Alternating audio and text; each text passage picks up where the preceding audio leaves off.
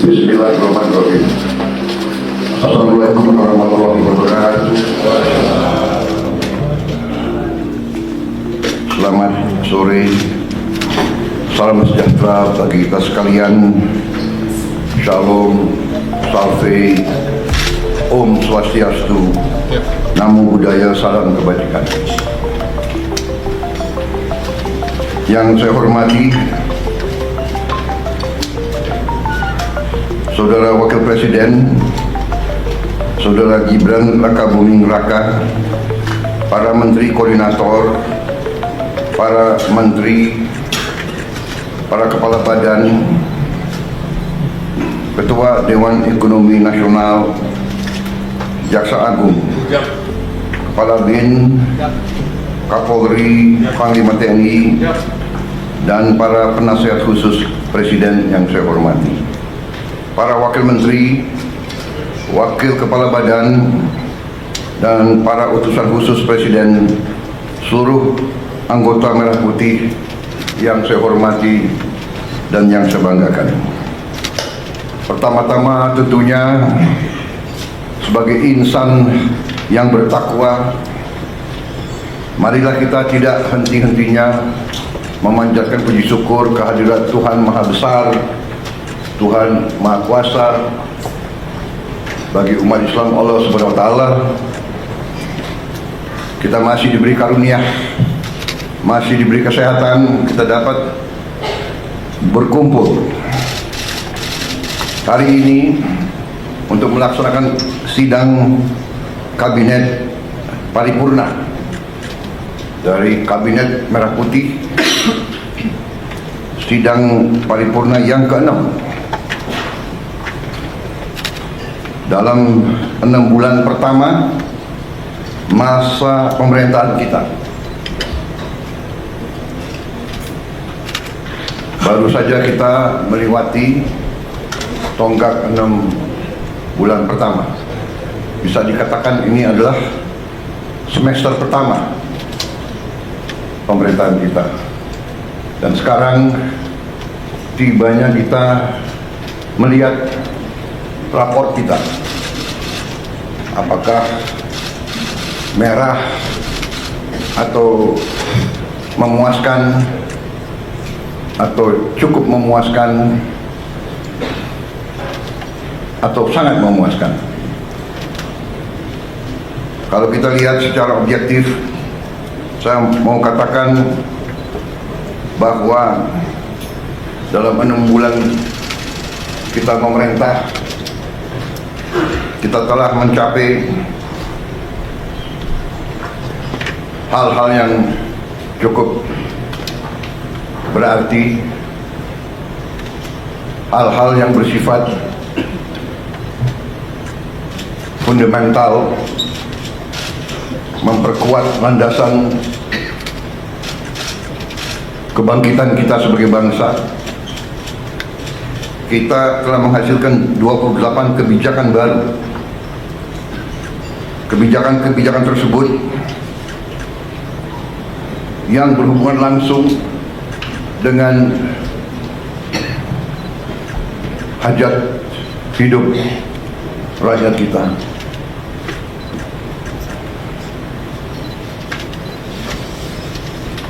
Hal-hal ini kita lakukan dalam waktu yang cukup singkat, yang tidak diperkirakan bahwa kita mampu mencapai itu dalam waktu yang singkat. Walaupun 28 kebijakan baru, namun produk-produk untuk mencapai kebijakan-kebijakan tersebut saya hitung mungkin lebih dari 100, bahkan mendekati 200.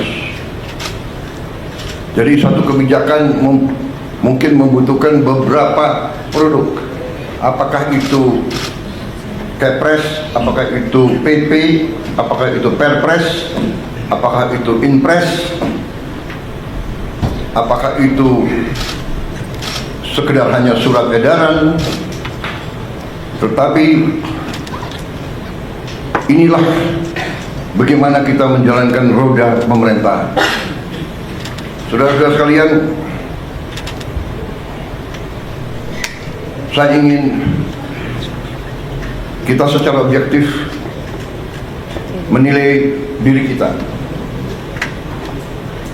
Kalau kita tidak objektif, kita bisa masuk jebakan bahwa kita menganggap diri kita sudah mampu padahal kita tidak mampu. Kita sudah melihat bahwa arah kebijakan kita benar padahal tidak benar. Saya ingatkan agar kita sadar bahwa pemerintahan sebuah republik, apalagi republik sebesar kita, republik yang mewadahi dan menaungi 280 juta manusia lebih,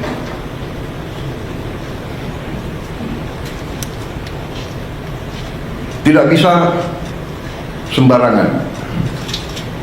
Bisa diibaratkan sebuah pendulum di atas bergerak sedikit, tapi pendulum yang di bawah bergeraknya sangat lebar. Keputusan yang keliru di atas akibatnya tidak mudah bagi mereka yang paling di bawah. Kita harus ingat juga azimut sebuah kompas. Kita deviasi sedikit di awal, setelah kita berjalan beberapa ribu meter bahkan kilometer, itu deviasinya sangat besar.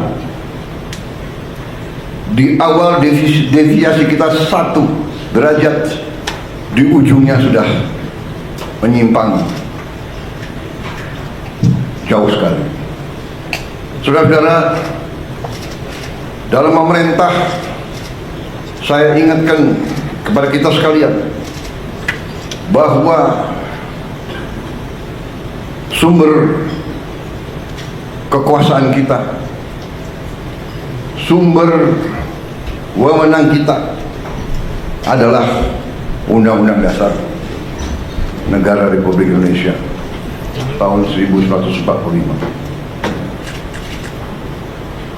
Kita sering mengucap itu, kita sering menyatakan bahwa Pancasila adalah dasar negara dan kita selalu berkacu pada itu.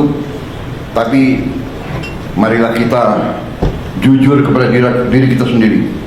Apakah kita benar-benar sudah menggunakan Pancasila dan Undang-Undang Dasar 1945 dengan sebenar-benarnya atau tidak? Karena menurut pendapat saya, Undang-Undang Dasar kita, Undang-Undang Dasar 1945, sungguh suatu produk yang luar biasa. Tetapi sebagaimana saya katakan, menurut pendapat saya, elit bangsa telah sadar atau tidak sadar deviasi daripada Undang-Undang Dasar 45.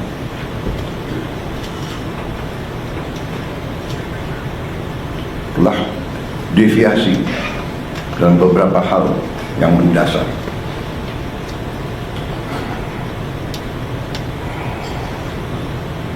Kalau kita deviasi yang saya katakan, di awal penyimpangannya sedikit, di ujungnya penyimpangan yang besar. Saya ingatkan bahwa rancang bangun Undang-Undang Dasar 1945 kita luar biasa. Rancang bangun yang telah dibuat oleh pendiri bangsa kita luar biasa. Kenapa? Karena pendiri bangsa kita mengalami penjajahan mengalami imperialisme, mengalami penindasan, mengalami kapitalisme yang dibuat untuk menjaga bahwa rakyat kebanyakan tetap miskin. Pendiri-pendiri bangsa kita mengalami penjajahan imperialis. Dua imperialis yang dialami, Barat, Belanda, dan Jepang. Sekarang kita baik, dan kita harus baik. Kita tidak mau dendam. Kita tidak dendam sama bangsa Belanda, tidak dendam. Kita tidak dendam dengan bangsa Jepang. Tapi kita pernah dijajah, pernah ditindas. Kekayaan kita diambil terus menerus.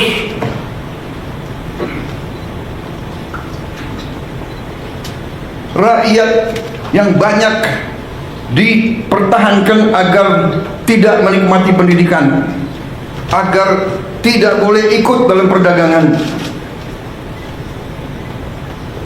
Rakyat kebanyakan suruh jadi buruh dengan upah murah, suruh jadi petani dengan penghasilan murah rendah, suruh jadi nelayan. Ini harus kita ingat, saudara-saudara. Dan alhamdulillah kabinet kita memerintah, dan kita harus berjiwa besar, kita harus objektif. Kita bisa lancar begini, kita bisa bagus begini karena transisi pemerintahan berjalan dengan lancar, dengan baik. Saya dibilang apa itu, presiden boneka. Saya dikendalikan oleh Pak Jokowi, ya kan? Seolah Pak Jokowi tiap malam telepon saya. Saya katakan itu tidak benar, bahwa kita konsultasi. Iya, itu seorang pemimpin yang bijak, yang konsultasi, minta pendapat, minta saran. Beliau 10 tahun berkuasa. Saya menghadap beliau, nggak ada masalah. Saya menghadap Pak SBY, tidak ada masalah. Saya menghadap Ibu Mega, tidak ada masalah. Kalau bisa menghadap Gus Dur, nggak bisa. Bisa menghadap Pak Harto, iya kan? Menghadap Bung Karno kalau bisa. Loh, minta pandangan, minta saran. Pak Jokowi berhasil 10 tahun, orang suka tidak suka. Masalah ijazah dipersoalkan. Nanti ijazah saya ditanya-tanya. Iya kan? Ini ada wartawan banyak ya. Bukan, saudara-saudara, ya. Kita ini di mana-mana saya katakan, dunia ini sedang penuh ketidakpastian. Ya. Dunia penuh dengan ketidakpastian. Kita rasakan sekarang. Kita rasakan, kita jujur, kita rasakan. Sekian puluh tahun kita menjadi the good boy. Ya kan? Ada negara yang besar, negara yang kuat, bilang ke kiri, ya monggo, bilang ke kanan, monggo.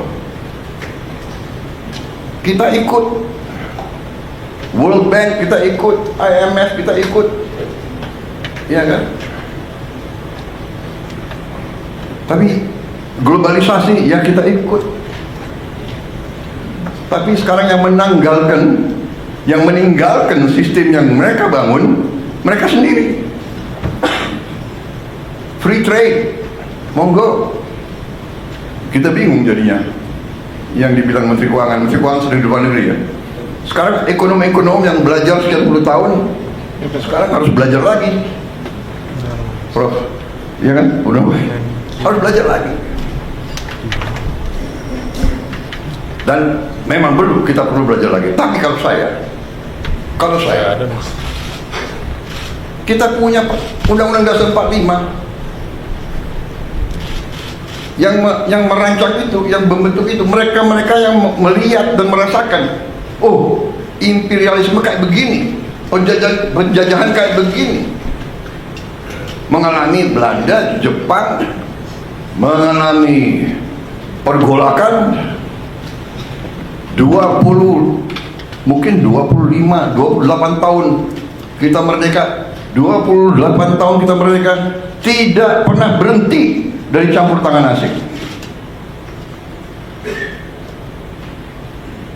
Peristiwa Madiun seolah itu komunis, ternyata yang membawa musuh Semaun semua itu adalah Belanda, difasilitasi oleh Belanda. Belanda kuasai Batavia, semua lapangan terbang dikuasai. Bagaimana dia bisa sampai Madiun? Terus DITII, dokumen keluar, Belanda, bahkan bukan DITII, Snoek Hoogronya juga Sandi Yuda, intelnya Belanda. Saudara-saudara, ini saya sampaikan terus karena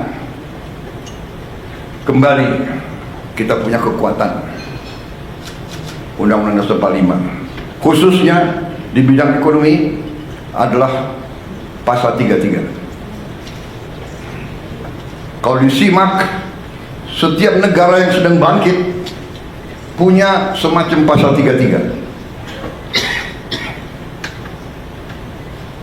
Jadi saudara-saudara, 6 bulan yang kita telah kerjakan, ternyata menurut saya kita boleh bangga dengan prestasi kita.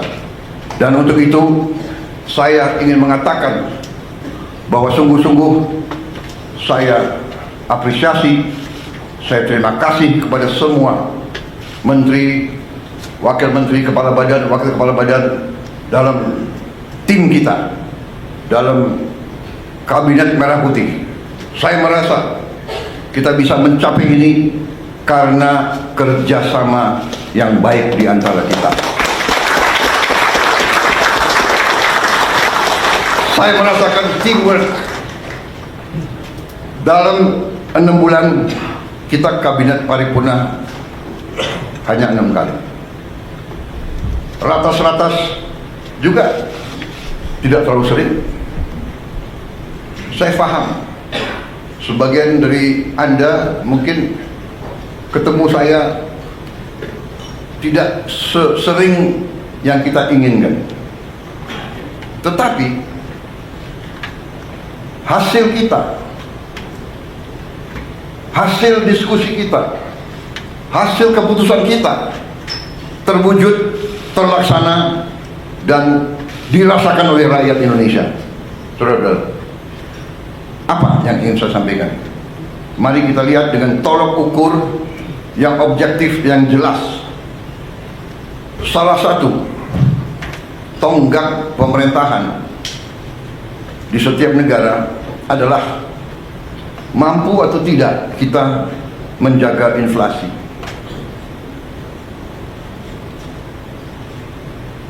Inflasi kita salah satu terendah di dunia, mungkin di antara 5 negara yang terendah di dunia. Mungkin inflasi yang lebih rendah dari kita mungkin Tiongkok, Mendagri. Ini prestasi, dan saya harus katakan jujur, ini bukan karena Mas Gibran ada di sebelah saya, bukan. Ini objektif. Ini salah satu hasil daripada kepemimpinan dan manajemen Pak Jokowi. Mungkin pengalaman beliau sebagai wali kota membuat beliau ngerti bagaimana memanage inflasi yang mungkin nggak ada di buku, nggak diajarkan di Harvard atau di MIT. Ada lulusan Harvard nggak di sini? Saya tidak. Saya sangat kagum sama Harvard. Saya ingin masuk dulu, nggak bisa masuk. Bisa masuknya ke toko bukunya aja. Yang penting Harvard. Wih, ini kebablasan nih, kok wartawan terus di sini. Tapi kita demokratis ya. Coba angkat tangan yang mengizinkan wartawan tambah 5 menit di sini. Angkat tangan. Oke. Demokrasi, Anda boleh di sini 5 menit lagi. Nggak apa-apa, karena ini sesuatu yang baik ya. Bahwa saya sebagai, bisa dikatakan saya adalah di sini apa ya, sebagai manajer tim ya. Loh, kalau tim saya berhasil ya saya harus muji dong. Benar nggak? Nggak apa-apa. Saya merasa teamwork kita bagus. Saya merasa garis yang kita tentukan terwujud di lapangan. Inflasi terwujud. Banyak negara mau belajar bagaimana mengendalikan inflasi dari kita. Mendagri gak usah diceritain deh. Iya dong. Apa itu? Rahasia dapur jangan dibuka semua. Kecuali kawan. Kalau kawan mau belajar boleh. Saudara-saudara, yang kedua, tolok ukur yang bisa dirasakan, yang saya rasakan juga. Saya rasakan karena saya sudah lama jadi orang Indonesia. Dan saya waktu anak kecil, orang tua saya Menteri Perdagangan. Jadi saya lihat bagaimana setiap lebaran, setiap akhir tahun, orang tua saya tegang. Pak Mitro hitung, kumpulin setiap item, dicek. Sampai Pak Mitro pernah di Tanjung Priok, di dermaga nungguin kapal. Pemerintah waktu itu mau intervensi karena krisis pangan, harga-harga juga menjulang, sehingga pemerintah intervensi. Pemerintah bertindak, menjamin di hari-hari kritis bahan-bahan tersedia. Dan sekarang pemerintah yang saya pimpin, saudara-saudara, berhasil menjaga stabilitas harga pangan di saat-saat yang selalu harga pangan kurang bisa dikendalikan. Akhir tahun, Natal, akhir tahun, dan Lebaran. Alhamdulillah, akhir tahun, Natal, dan Lebaran tahun ini, di masa pemerintahan kita, harga-harga aman, stok pangan tersedia. Ini pekerjaan saudara-saudara sekalian. Yang di lapangan kalian, yang ngecek harga kalian. Mudik berjalan dengan lancar. Saya dapat laporan mudik kita adalah sekarang terbaik sepanjang sejarah. Angka kecelakaan terendah sepanjang sejarah, turun 30%. Dan meningkat yang mudik, lebih besar dari tahun yang lalu. Ada kelompok-kelompok negatif ya, mudiknya berkurang. Kalau lancar dibilang mudiknya berkurang. Tidak, lancar karena pengendaliannya lancar. Dan ada keberanian ambil keputusan oleh menteri-menteri kita, oleh Kapolri, oleh Panglima TNI, oleh Menteri Perhubungan, memberi saran kepada saya, Pak, bisa nggak kita laksanakan work from everywhere? Ini baru juga ini saya kira. Di dunia ada work from everywhere. Orang Indonesia kalau kreatif boleh juga. Jadi mereka pulang sudah jauh sebelum libur.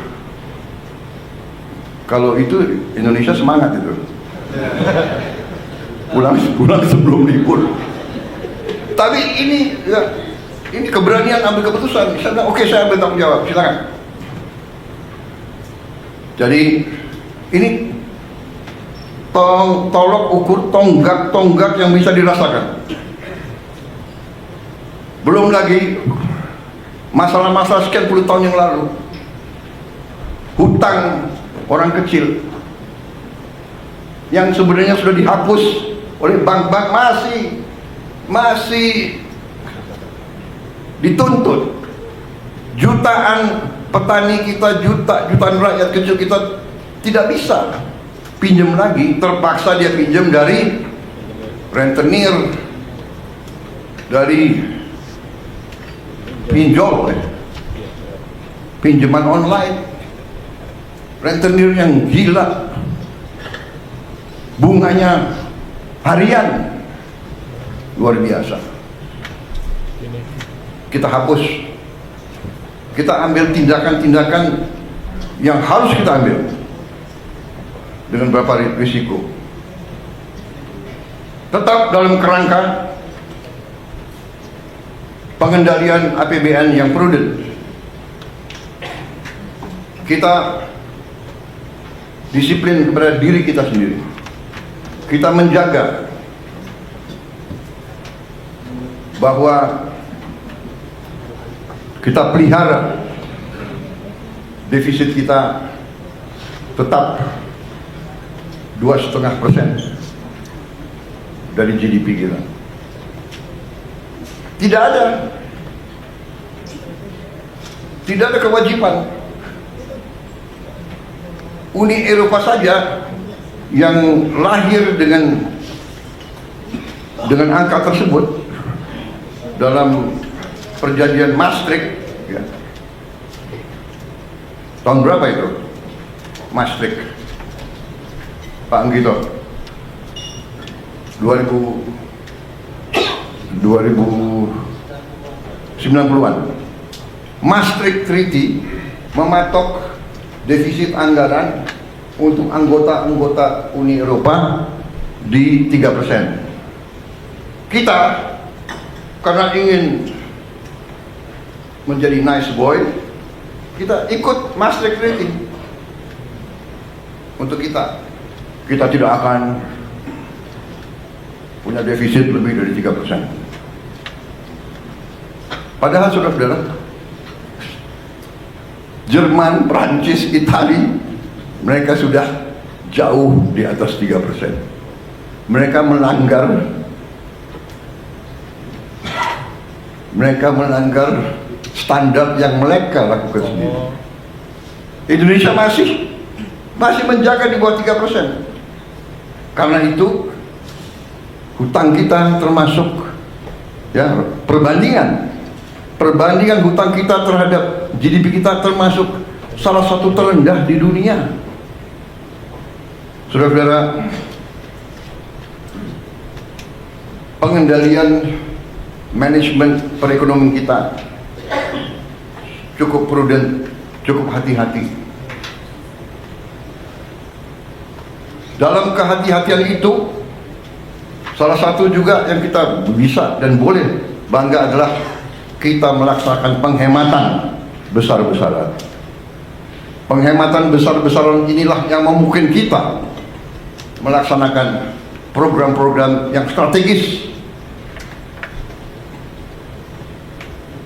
Yang pertama, saya juga sampaikan penghargaan saya bahwa kita mampu menggelar roll out program makan bergizi gratis kita.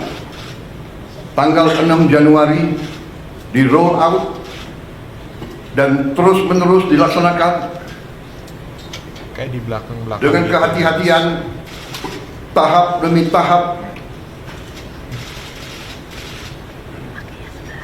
sampai hari ini saya dapat laporan barusan sudah lebih dari 1.000 titik.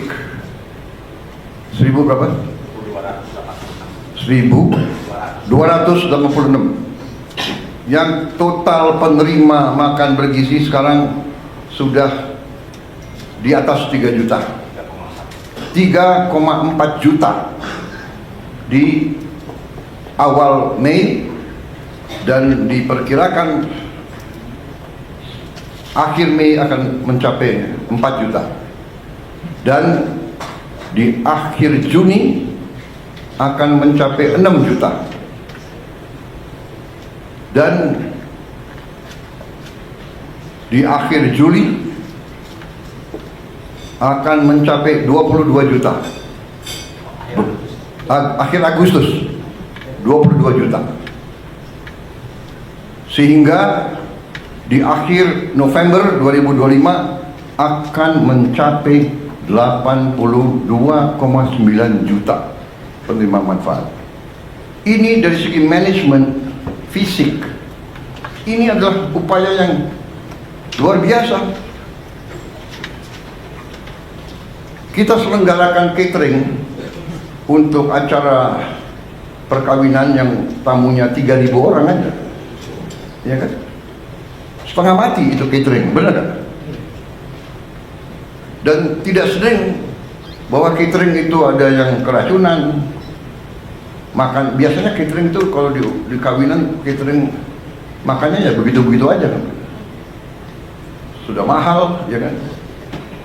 Saudara-saudara, hari ini memang ada yang keracunan. Yang keracunan sampai hari ini dari 3, sekian juta, kalau tidak salah di bawah 200 orang. Yang nginep, yang rawat nginep hanya 5 orang. Jadi bisa dikatakan yang keracunan atau yang nggak perutnya nggak enak sejumlah 200 orang itu 200 dari 3, sekian juta, kalau tidak salah adalah 0,005.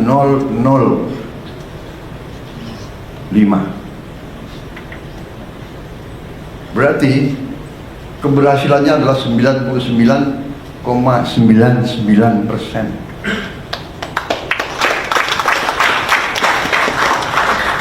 Di mana ada usaha, ya, usaha manusia, di mana di bidang pekerjaan apapun, kalau 9,99% keberhasilan, oke dong. Walaupun kita tidak boleh cepat puas, Pak Dadan, ya. Kita harus lihat nanti Desember 2025. Tapi saya hargai karena Kepala Badan BGN dan seluruh jajarannya mengatakan, Pak, sasaran kita adalah zero penyimpangan, zero kesalahan. Dan kita mengerti, tidak gampang. Di dapur itu yang bekerja 50 orang, satu dapur yang bekerja 50 orang, ya kan? Yang saya sidak bagus, pakai tutup kepala, sarung tangan, baju kayak apa itu? APD.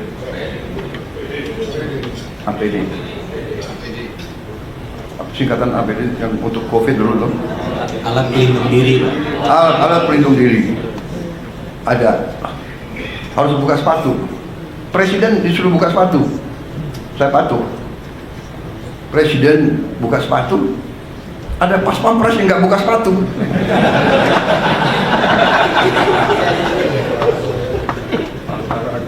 Dia semangat harus menjaga.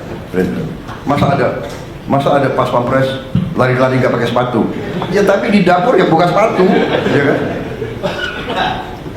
Sama kita masuk ICU, nggak ada alasan masuk ICU buka sepatu. Tapi maksud saya adalah ini adalah sesuatu prestasi. Saya sendiri terus begini. Jadi makan bergizi digelar yang orang tidak mengira, banyak yang tidak mengira, banyak yang nyinyir, banyak mengatakan impossible. Nah itulah kita buktikan dengan niat baik, dengan tekad, dengan menggunakan rumus-rumus yang benar. Pemerintahan itu matematik kok. Kalau niat baik, rumus benar, pelaksanaannya bertekad yang baik, insya Allah akan mencapai sasaran. Tapi kalau kita punya niat yang tidak baik, pemimpin sudah datang niat untuk cari kekayaan dirinya, kekayaan kelompoknya, kekayaan partainya, nah ini pasti menyimpang. Sudah pasti. Tidak usah orang pinter untuk menilai seperti itu. Makanya saya terima kasih. Ini sesuatu yang objektif. Makan bergizi berjalan. Apakah ada kekurangan? Ada. Dan kekurangannya itu juga karena adat istiadat budaya kita juga. Saya masuk satu ruangan anak-anak 30 orang, yang 20 mau pakai sendok, ada 10 yang nggak mau pakai sendok. Ya tidak salah, dia terbiasa makan tidak pakai sendok, tapi kita mendidik dia, kita mengajarkan dia cuci tangan. Jadi bisa saja yang keracunan adalah hal-hal seperti itu, hal-hal sepele tapi mendasar, dan mungkin gurunya ya sayang sama anak-anaknya, dan mungkin juga dalam paket itu kepala BGN dalam ompreng yang diberikan mungkin tidak ada sendoknya, bener kan? Nah, jadi inisiatif orang tua membekali sendok. Nah ini mungkin harus disosialisasikan ya kan? Atau memang kita bisa cari sendok-sendok yang tidak terlalu mahal, ya kan? Yang kedua juga yang saya lihat pelaksanaan dari BGN yang juga terpengaruhi oleh adat istiadat atau kebiasaan. Selain tadi ada yang anak-anak yang malas cuci tangan, ya kan, tidak mau pakai sendok, ya kan. Ada juga, maaf, yang nggak biasa dengan makanan-makanan. Sebagai contoh, ada yang pertama-tamanya kalau dikasih susu, dia nggak cocok kasih susu karena dia tidak pernah minum susu seumur hidupnya. Itu namanya lactose intolerant. Ya, tapi setelah berapa minggu, kalau pertama-tama saya kira 2 minggu pertama dia akan, istilahnya akan apa? Diare. Ya kan? Karena ada wartawan, saya pakai istilah yang ilmiah, diare. Kalau istilah sehari-hari apa? Saudara-saudara, masalahnya itu dia nggak pernah minum susu. Kita kasih susu, dia butuh waktu penyesuaian. Tapi on the whole, makan bergizi ini adalah sesuatu yang menurut saya cukup membanggakan. Banyak pimpinan negara datang ke Indonesia yang dibahas antara lain makan bergizi. Saudara-saudara,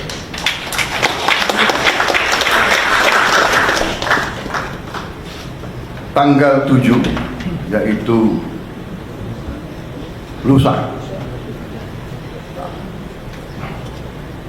tokoh dunia namanya Bill Gates akan datang ke kita, minta ketemu saya. Sudah cukup lama beliau minta ketemu, kalau tidak salah ya suratnya dari November ya, minta ketemu. Saya terima, antara lain mau menyatakan dukungan dan penghargaan atas makan bergizi kita.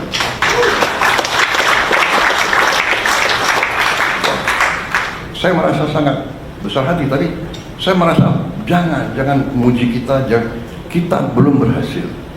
Kita berhasil insya Allah Desember 2025. Kalau kita buktikan bahwa kita bisa menyelenggarakan 80, kita bisa antar makanan tiap hari ke 82,9 juta rakyat kita dalam keadaan bersih, keadaan aman, keadaan bergizi. Pada saat itulah boleh kita terima ucapan selamat. Tapi karena beliau mau datang, beliau saya dengar mau menyatakan solidaritas sama kita, bahkan beliau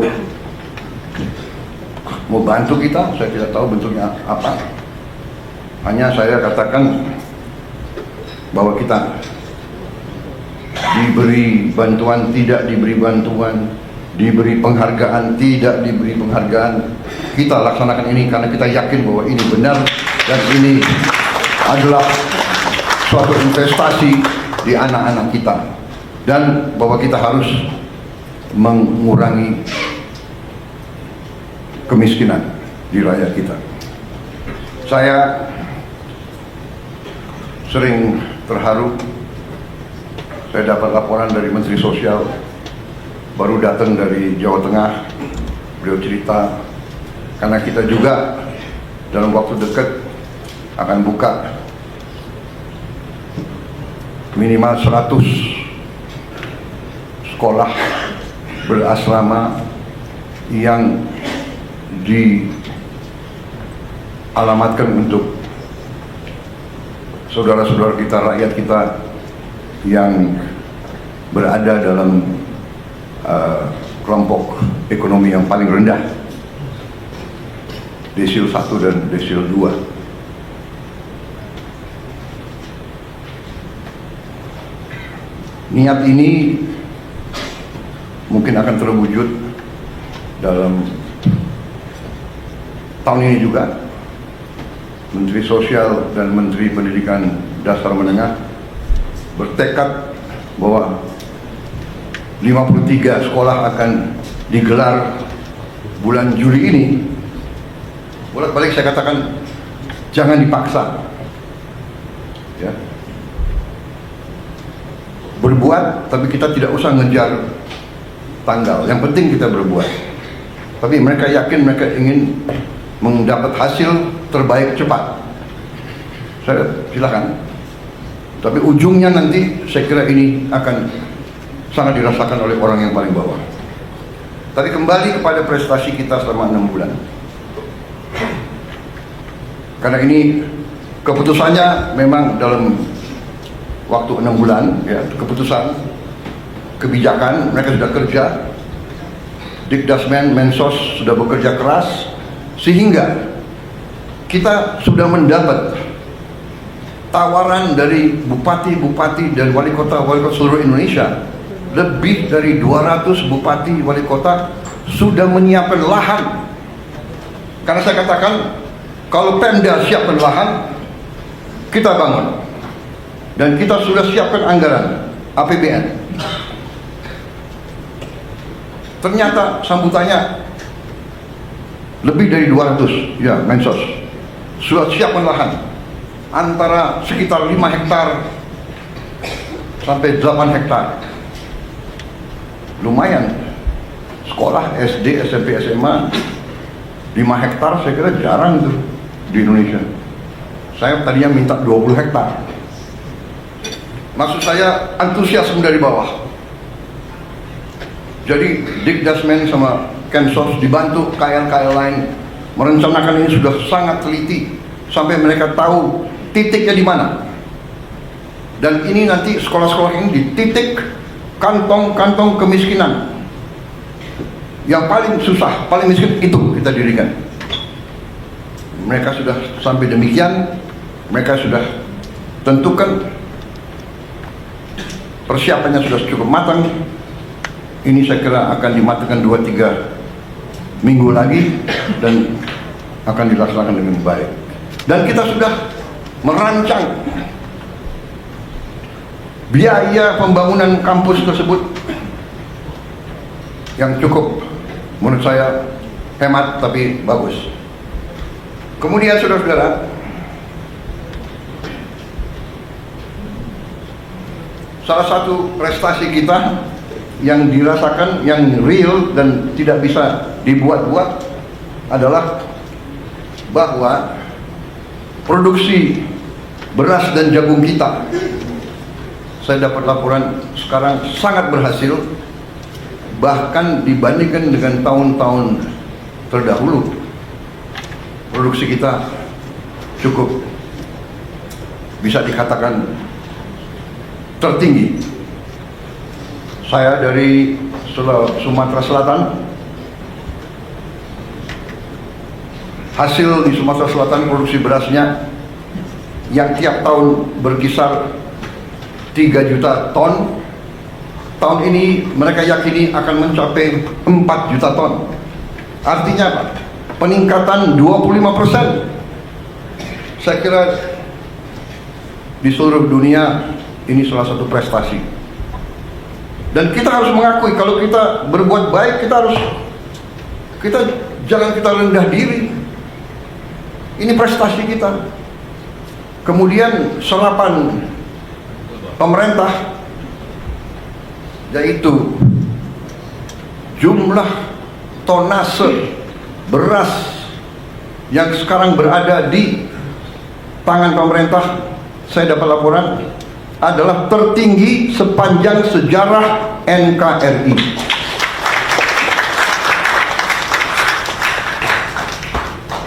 Belum pernah kita, pemerintah, menguasai, memiliki jumlah tonase beras sebesar sekarang.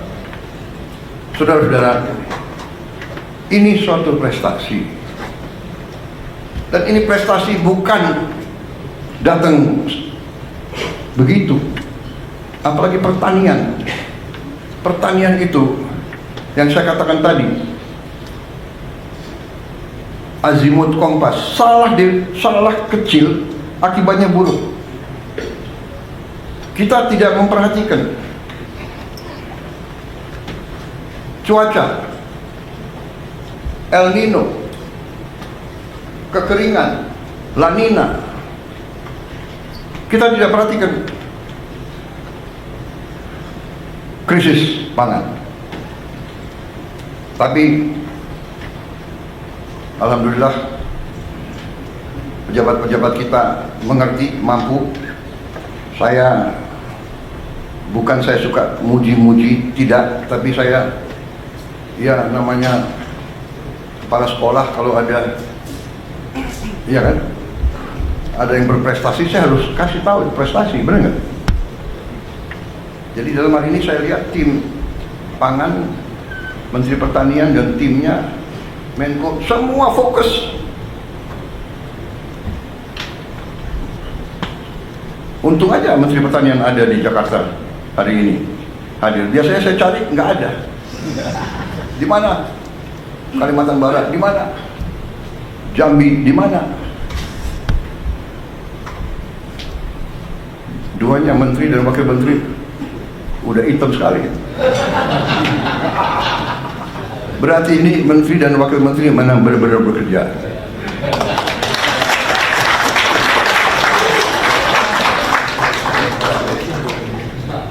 Kalau nggak hitam malah saya curiga.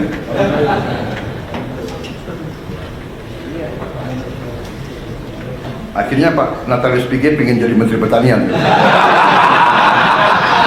Iya, nggak usah jadi ruang asing aja masih.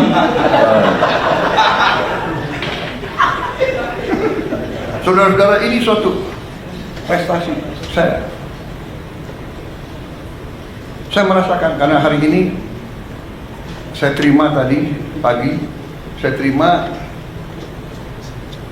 saudara Hun Sen dari Kamboja. Dia 38 tahun jadi Perdana Menteri, sekarang dia naik jadi Presiden Senat, ya. Dia datang, yang pertama dia bicara, karena tadi yang jemput beliau adalah Menteri Dalam Negeri, ya. Yang pertama disampaikan adalah,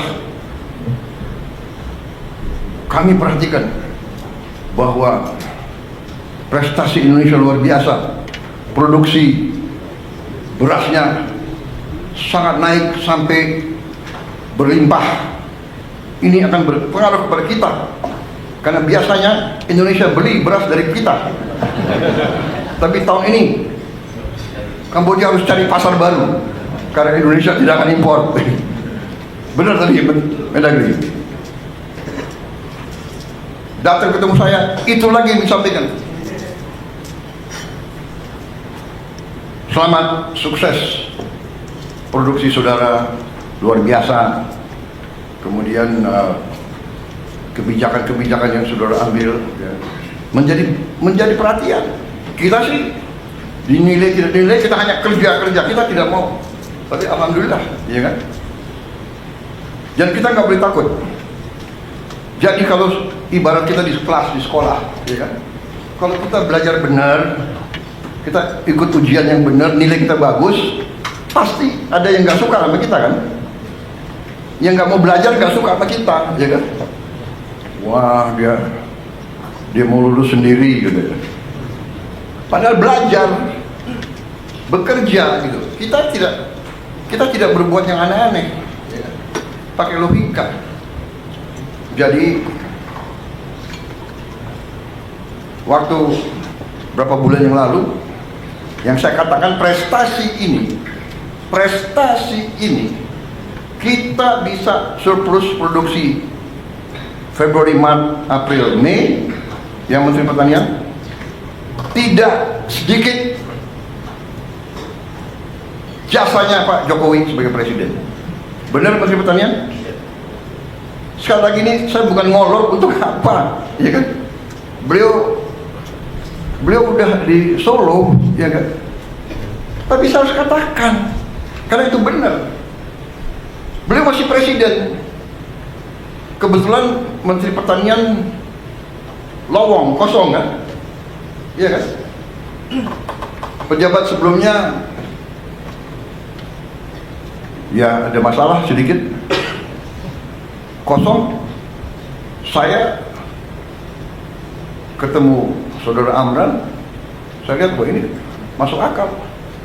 Dan beliau pernah jadi Menteri Pertanian, beliau pernah mencapai swasembada. Saya datang ke Presiden Jokowi, Bapak Presiden, karena Kementerian Pertanian kosong, saya usulkan saudara Amran Sulaiman, Menteri Bapak Kabinet pertama. Mungkin Pak Jokowi terkesan juga sama saya kan, ini Menteri Pertahanan kok mengusulkan Menteri Pertanian. Orang selalu tanya, apa hubungan pertahanan dan pertanian? Iya, tanpa pangan nggak ada tentara. Mau perang pakai apa? Pakai senjata, nggak ada makan, ya nggak bisa jalan prajurit itu. Dan yang kedua, Menteri Pertahanan waktu itu, ya kan, terpilih sebagai presiden yang akan datang waktu itu. Iya kan? Jadi saya berkepentingan, ini saya salah. Pak Jokowi dalam hati, Pak Jokowi berpikir pasti begini. Nanti Mas Gibran tanya beliau, tanya Bapak. Ini Menhan saya kan ketua Gerindra, kenapa nggak usulkan kader Gerindra? Nah, karena saudara-saudara, ini saya ajak, karena kalau udah urusan negara, bangsa dan rakyat, partai harus kedua. Partai harus kedua. Saya pun dari partai-partai yang ada, saya selalu minta, Anda silakan, tapi saya minta yang saudara ajukan yang terbaik, yang capable. Konsensus kita adalah seperti itu. Benar Pak Zul? Benar Pak Ketua Golkar? Benar kan? Mas Ahaye benar? Caimin? Silakan. Tapi saya minta yang terbaik. You yakin? Saya terima. Alhamdulillah. Jadi saudara, akhirnya Pak Jokowi terima, beliau dilantik, dan kita lihat masalah, beliau lihat masalah, kita datang lagi ke Pak Jokowi. Saya ingat berapa kali saya didampingi Panglima TNI dan Kapolri. Kenapa Panglima TNI dan Kapolri ikut urus pangan? Karena pangan adalah sumber dari sebuah negara.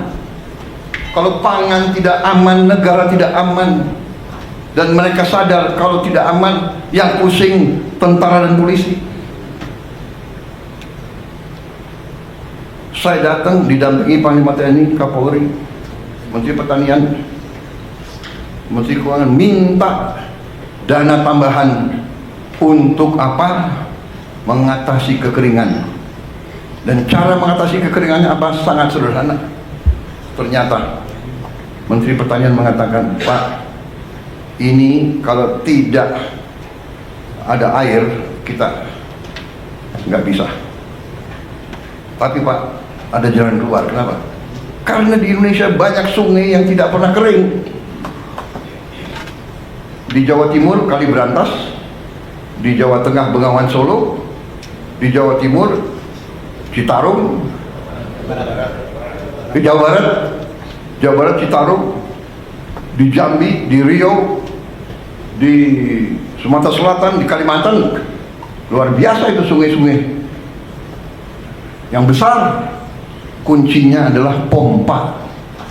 Waktu itu kita cari uang untuk 80.000 pompa yang harus kita adakan sebelum musim tanam. Ya setengah mati waktu itu.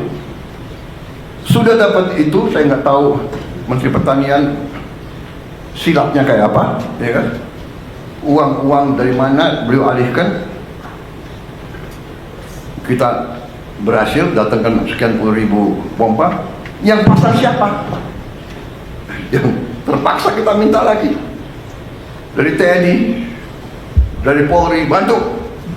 Akhirnya alhamdulillah sekarang kita aman karena tindakan sekian bulan yang lalu, sekian tahun yang lalu. Jadi sekali lagi saudara-saudara, saya mau katakan, alih kekuasaan, transisi yang baik, ya,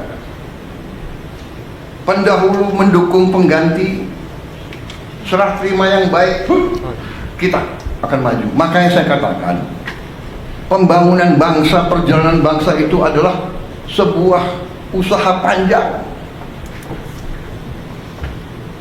Karena itu saya mengajak kita menghadapi paradigma baru, bahwa untuk rakyat, kalau sudah kepentingan rakyat dan bangsa, semua pemimpin harus bisa kerjasama. Dan kabinet paripurna hari ini adalah di mana saya mengatakan terima kasih kepada semua anggota Kabinet Merah Putih. Kita telah buktikan 6 bulan pertama, kita buktikan kerjasama kita baik, teamwork kita baik. Di sana sini ada keseleo, wajar. Ada khilaf, wajar. Karena kita ada menteri-menteri yang sudah senior, sudah lama pengalaman. Ada yang baru, ya kan? Ya kan, baru menjabat. Saya aja baru menjabat berapa hari presiden, salah jalan di Istana Merdeka. Bener, cari WC, di mana WC? Wajar. Jadi kita sudahlah, saya ya kan ada mungkin juru bicara saya keseleo. Ya namanya manusia, dia juga baru menjabat, benar nggak? Iya kan? Kalau yang senior salah bicara, salah. Ya. Senior, ya. Erlangga salah bicara, nggak bisa. Bener nggak? Ini yang baru-baru ini, bener nggak? Natalius Pigai, maklum lah. Pak Natalius Pigai itu sekarang pakai sepatu, pakai kaos kaki. Ini nanti dicek loh, anggota kabinet yang nggak pakai kaos kaki ini.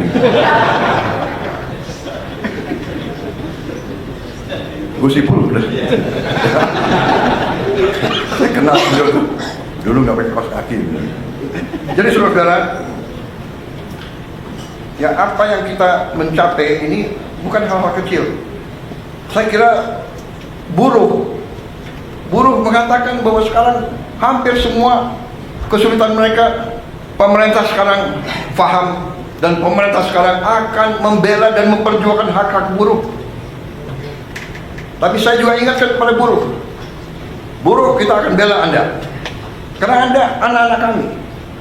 Tapi ingat, kita juga harus mengerti kepentingan para pengusaha, karena para pengusaha itu yang punya pabrik-pabrik. Kalau mereka merasa susah, mereka bisa angkat kaki dari sini.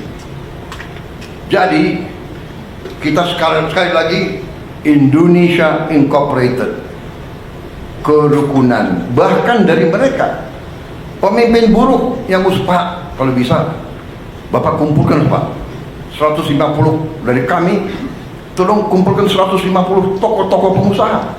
Ini permintaan mereka. Bapak kumpulkan di istana mana, mari kita bahas kesulitan kami langsung para pengusaha, dan kita cari jalan-jalan yang baik. Tetapi pemerintah, mulai dari Pak Jokowi dan mulai dari Pak SBY, sudah melakukan berapa tindakan dan kebijakan pro orang miskin, menurut saya yang luar biasa.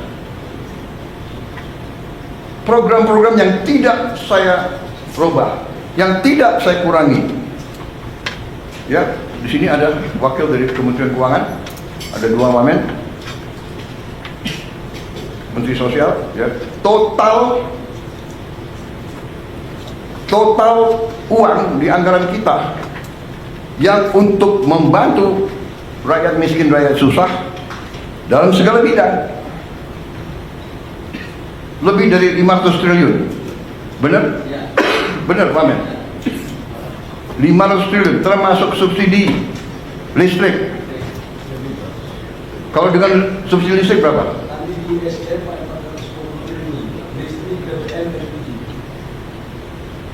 Di Kemsos 500.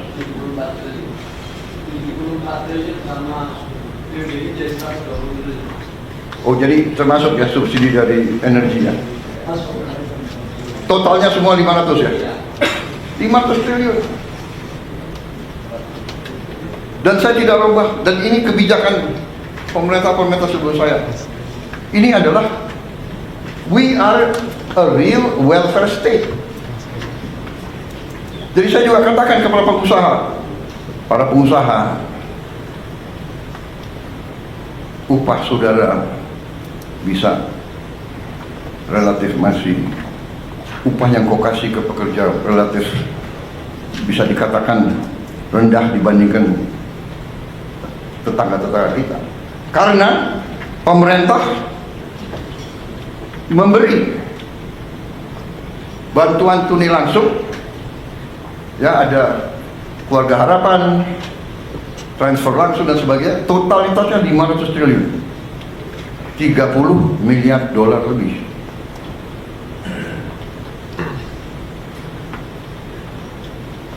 Belum makan bergizi, ini keberpihakan lagi, anaknya buruh, anaknya semua diberi makan, yang nanti akhir tahun ini jumlahnya adalah 170 triliun, berarti 10 miliar dolar lebih. Jadi yang tadi 30 miliar dolar plus 40 miliar dolar untuk membantu desil 1, 2 dan kelas menengah juga. Jadi saudara, kita terus, ratusan kebijakan kita tolong dipelajari, ya. Untuk juga pertama kali kita pangkas semua sistem distribusi pupuk yang penuh dengan keruwetan, langsung dari pabrik ke kelompok tani. Kita meninggalkan 144 peraturan Tidak ada lagi perlu izin gubernur, bupati. Ini yang diminta petani, ini yang mereka dapatkan. Kita sederhanakan, produksi naik. Juga mereka menyampaikan terima kasih. Lebih dari 100 juta petani merasakan penghasilan mereka naik karena kita tegakkan harga dasar gabah kering panen. Dan kita wajibkan penggiling-penggiling padi. Dan saya memberi peringatan, penggiling-penggiling padi yang bandel, yang beli setelah panen, yang beli dengan harga serendah-rendahnya, kita cabut izin usahanya. Saya tidak main-main, karena di tangan saya adalah Undang-Undang Dasar 1945 Pasal 33 yang memberi saya wewenang sumber-sumber produksi yang menguasai hajat hidup orang banyak dikuasai oleh negara dan dipergunakan sebesar-besarnya untuk kemakmuran rakyat. Dan saya tidak akan ragu-ragu menggunakan itu. Saya tanya hakim-hakim agung, ini bagaimana interpretasinya? Tidak usah diinterpretasi, Pak, itu sudah jelas. Apakah penggiling padi menguasai hajat hidup orang banyak? Menguasai. Jadi dia harus ikut. Anda boleh untung, tapi jangan untung sebesar-besarnya di atas penderitaan petani. Tidak bisa. Silakan pilih. Anda mau operasi atau Anda kita tutup. Polis lain. Saudara-saudara, dahsyat itu pasal 33. Kita Indonesia Incorporated, pengusaha harus untung. Tapi jangan mau untung sebesar-besarnya di atas penderitaan rakyat. Tidak. You untung, boleh. Rakyat juga harus untung, petani harus untung. Dan ini dilaksanakan di banyak negara. Saya bukan orang pintar. Kalau perlu saya nyontek orang pintar. Tapi bukan di sekolah. Best practice, boleh kita copy. India sudah melaksanakan ini sudah puluhan tahun. Alhamdulillah, dengan ketegasan kita, petani merasakan.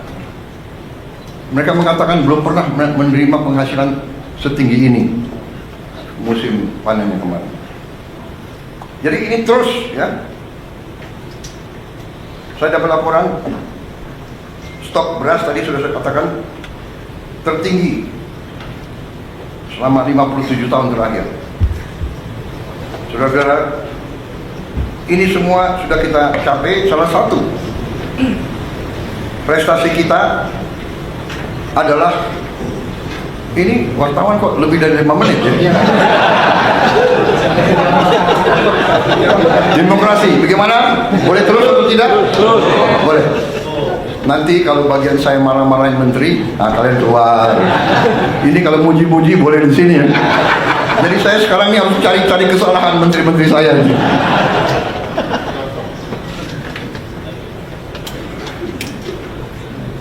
Tapi enggak, saya jujur, saya cari-cari kesalahan, mana kesalahannya. Saya lihat saudara bekerja dengan baik kok, ya kan? Ya bagaimana? Saya ibarat saya kepala sekolah, murid saya berprestasi, ya gimana dong, ya kan? Yang nakal-nakal tegur, ya kan? Saudara, salah satu prestasi yang perlu kita catat adalah kita berhasil membentuk suatu dana investasi, konsolidasi aset-aset kita, dan antara Daya Anagata Nusantara yang berhasil kita lakukan dalam 4 bulan pemerintahan kita. Kalau tidak salah bulan Februari 24. Benar ya? Februari 24 kita sudah hitung tanggalnya. Harinya hari Kamis atau tidak ya? Pokoknya 24 Februari 2025.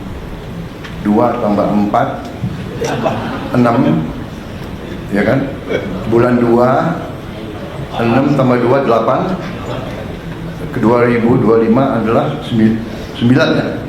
8 tambah 9 17. 1 tambah 7 8. Berarti itu tanggal baik dan antara berhasil.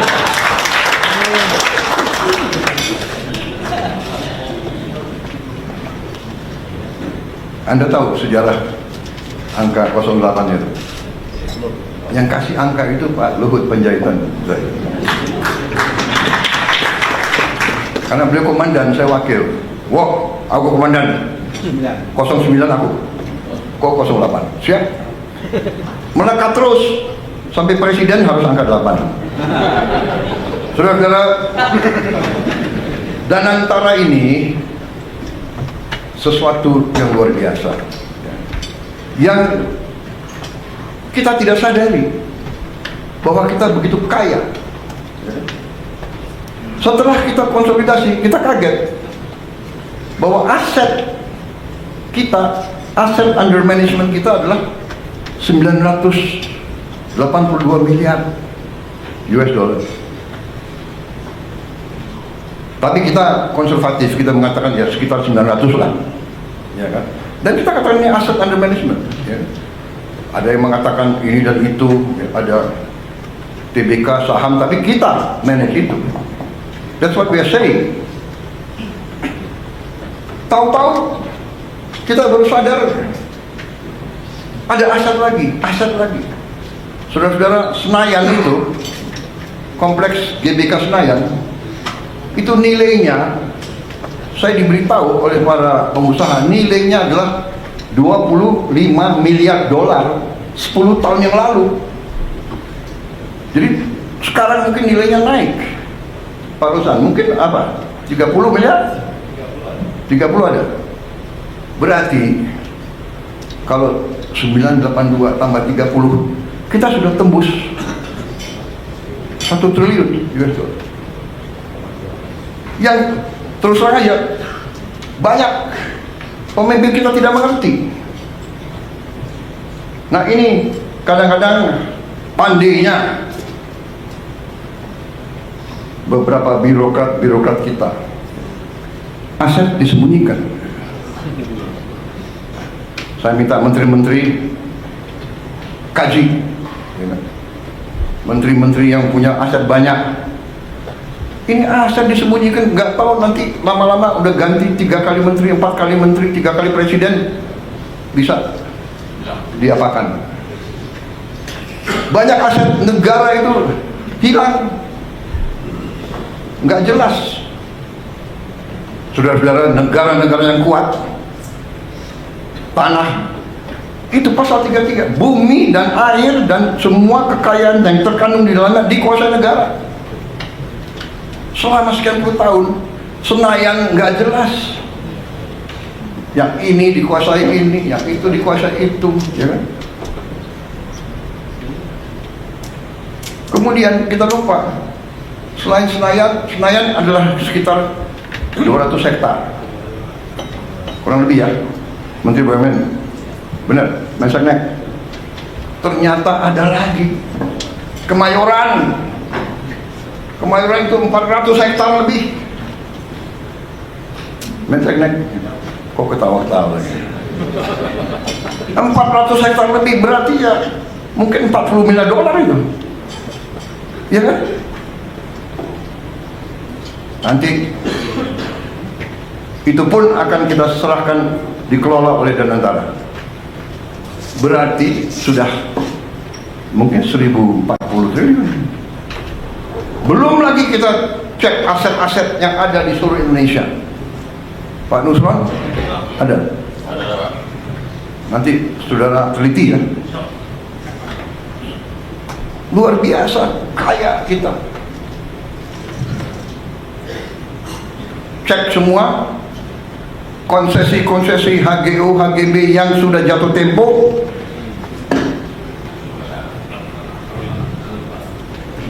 Kembali ke negara. We are very rich. Sekarang saya gagah kemana-mana. Tuh, Indonesia punya sovereign wealth fund. Waktu 900 miliar pun orang sudah terkagum-kagum, ya kan? Apalagi sekarang sudah 1 triliun. Disangka uang itu banyak yang kita mau bagi-bagi, padahal kita butuh mengelola dengan sebaik-baiknya. Saudara-saudara, saya kumpulkan dengan antara kemarin. Terima kasih Menteri BUMN, terima kasih Ketua Belantara. 800 BUMN saya kumpulkan di Senayan. Waduh, ini ada wartawan. Baik, terima kasih wartawan.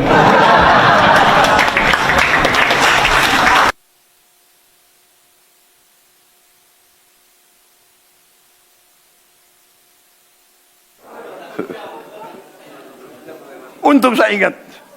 Wah, kalau kita muji-muji, oh iya, belum keluar.